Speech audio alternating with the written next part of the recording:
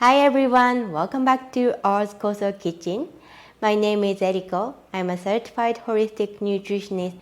Today we are going to make this non-alcoholic kiwi orange spritzer using fresh kiwi, orange, and of course ours Koso. Let's begin. You need 1 fresh kiwi, half orange, half lime, 1 tablespoon of ours Koso, 1 cup of sparkling water. If you like, you can add mint or any herbs you like. First, crush kiwi with forks and put it to the glass. Add a few slices of fruit or mint if you like. Add fresh squeezed orange juice. Lime juice. Add 1 tablespoon of our Koso, carbonated water.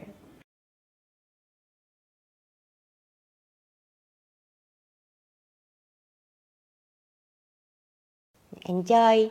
Cheers!